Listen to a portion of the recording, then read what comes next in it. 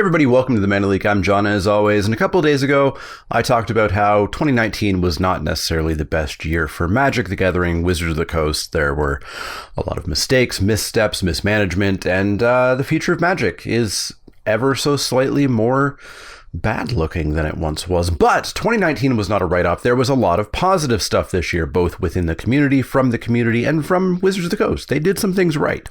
So let's talk today about some of the positive stuff from 2019. Up first, a good feel-good story of the year. Back in March, Dana Fisher became the youngest player to debut a Grand Prix.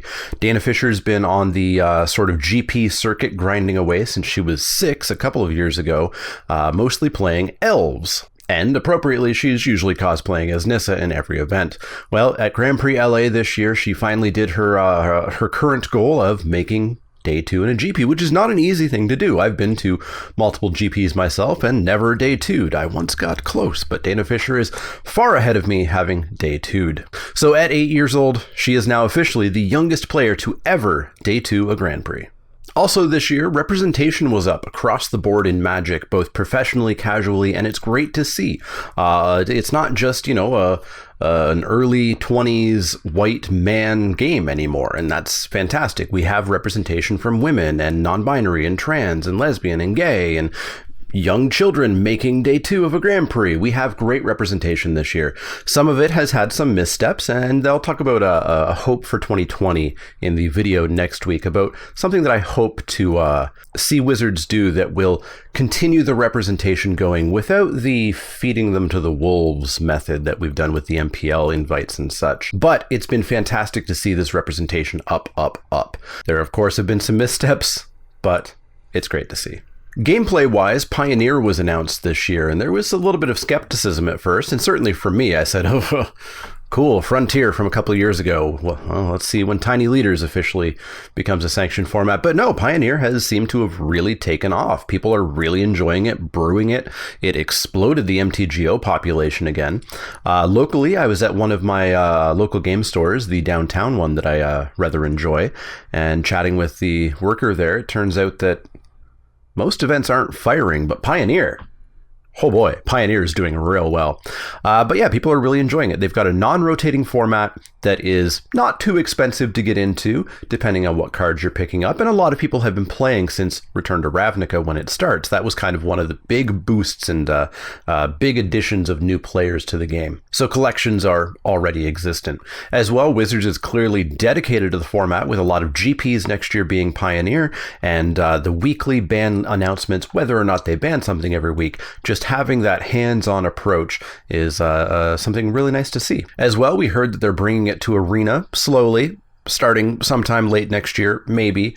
Who knows? Could be 10 years till it happens. We'll see. But Pioneer, unlike Historic, seems to have been exactly what people have wanted in a new format, and it's doing really well, and that's awesome to see. Another thing that happened this year that I have a personal connection to, and I was really happy to see, was Wizards of the Coast's involvement with Extra Life.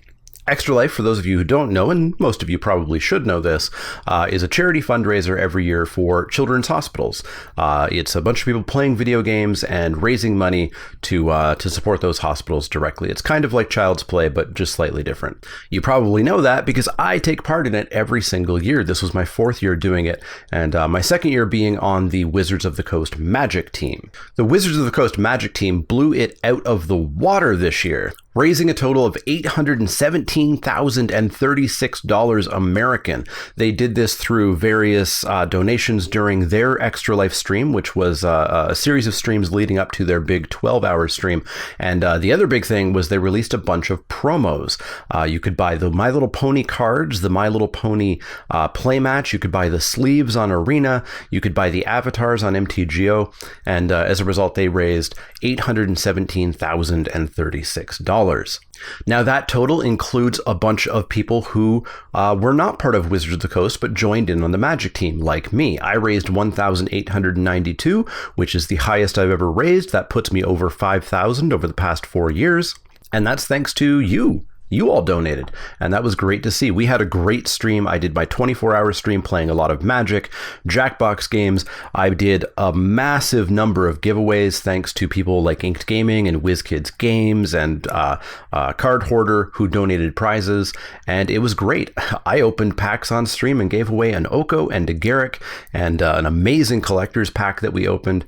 It was a heck of a good time for a very, very, very good cause. So really happy with WotC's continued involvement with Extra Life. They just keep knocking it out of the park, and it's fantastic to see. Well, at some point, I'm sure y'all are going to get very tired of hearing about this, but another positive thing this year, Throne of Eldraine is one of the best draft formats of all time, and definitely one of the best in the last few years. They absolutely knocked it out of the park with this set. Now, I'm going to do a full recap on Throne of Eldraine. I'm hoping to get that up possibly next week. We'll see. Those videos take a long time to actually get put together, but I want it out before Theros comes out. But as a quick recap, the set was just gorgeous. Every single archetype was viable. All 15 sort of archetypes that are supported. That's the 10 color pairs plus the 5 monocolored decks. You could get splashy if you wanted to, and sometimes it would work. It was just such a good set. I'd play it again any second, any day. Give me a box 6 months from now, 6 years from now, I'm going to draft it and I'm going to love it. Obviously, there was some missteps over on Arena, but we're not going to talk about Arena here because we're talking about the positive things this year. So Throne of Eldraine, one of the best draft formats of all time. If you haven't drafted it in paper or MTGO, go do it. It's so good, and I'm really hoping they continue with that level of draft formats going forward. Another great news story from this year was Magic the Gathering being inducted into the National Toy Hall of Fame. The National Toy Hall of Fame recognizes games and toys that have had a lasting impact on the culture. And this isn't just a marketing thing. This isn't just Hasbro giving them $50. $50 million or something, and saying, hey, give our product a try, and it's just a cavalcade of products.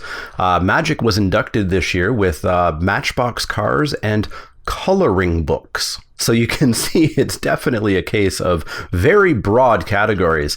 A few years ago, The Swing was inducted into the Hall of Fame. So being inducted to this is definitely a mark of a very, very long-lasting, successful, and culturally important product or game. And so it's great to see Magic inducted into that. It's just confirmation that, yes, this game is actually fantastic. For all the negatives that happen, for all the bad things that can happen, for all the flaws, it is one of the best games of all time. We love it, and it's fantastic to see it actually given this accolade to kind of bring it to more people to say, hey, this game that maybe you didn't know still existed or never knew existed, still exists and is amazing. A couple personal highlights for me from Magic this year were the Throne of Eldraine and the War of the Spark trailers. The War of the Spark trailer reveal was intense, going from trailers that were primarily Magic card art masked and stretched to make it look like somebody's hand was slightly rising or that a flag was gently waving,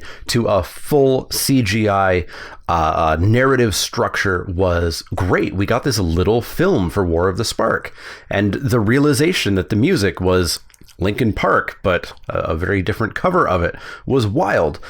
Getting to see the characters, getting to see the story of War of the Spark play out, seeing what we thought was Liliana's death to learn that that wasn't actually the case when the story hit, was all very impactful. The trailer was just great.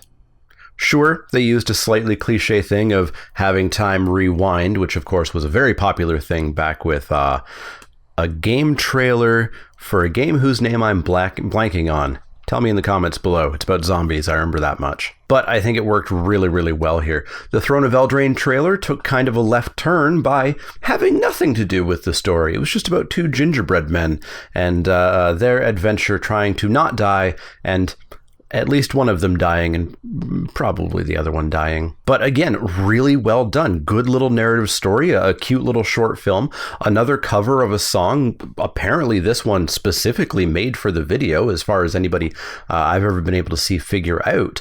The Linkin Park cover was a song that existed that they licensed from an artist who had covered it, but the version of Can't Take My Eyes Off of You seems to have been made for this video specifically. The trailers were just fantastic. I adored them. I showed them to my wife right away, who does not play Magic and doesn't really know much about the story, and she enjoyed them for what she understood of them, especially the Gingerbread Man, because it was so just separate from everything and just existed on its own and was fantastic. So those trailers were amazing. As I talked about a couple of weeks ago, the Theros one, well, technically good, great CGI, great music, technically good. Narratively, it wasn't contained. It wasn't self-contained, and doesn't even still make any sense to me because I don't know what's happening.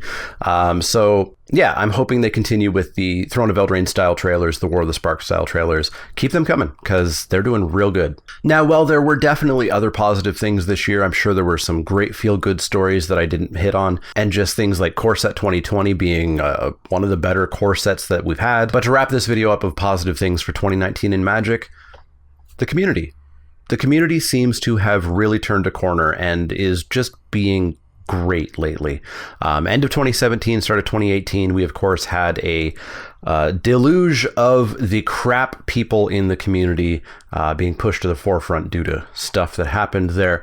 And it was kind of a bad time for Magic. And the Magic community had always had a little bit of a black mark on it. But this year seems to have been a really good year for the community. Everybody seems much more welcoming, much more positive, much more emotionally intelligent, and it's fantastic to see. And I'm hoping that continues because that is your doing. That is just you being positive people. So keep it up. Keep being positive. Keep being welcoming. Keep pushing the people who try to ruin that out. Get rid of them, and we're going to have an amazing community. Yeah, community. One of the most positive things of 2019 in Magic. Because, of course, as everybody's saying lately, Magic the Gathering is really about the gathering. And I firmly believe that. I think that the community coming together, the social aspect of Magic is such a huge part of the game. And I'm hoping that continues to improve and get better and really be the beacon of what Magic can be in 2020 and 2021 and 2022. And screw it, let's go for it. 2023 as well. So that's going to wrap it up for the positive things that I wanted to highlight for 2019. If I missed some positive things that you were really happy about, some feel-good stories, absolutely let me know them down in the comments below. I want to have a comment section full of positive stories about 2019. As always, if you have any questions, comments, or suggestions, you can always find me over on Twitter, Twitch, and Facebook. You can find me at patreon.com/ShamanAleek if you want to become a financial backer there and help the channel out directly. You can go to inkedgaming.com and use the promo code MANALEEK10, all one word, 10 is the number, to get 10% off your order for the next week. I'll have information about how that's going to change in January. And of course, the easiest way is like, share, and subscribe. Emphasis on the share, by the way. But if you do have questions, comments, or suggestions, let me know. Otherwise, see y'all next time.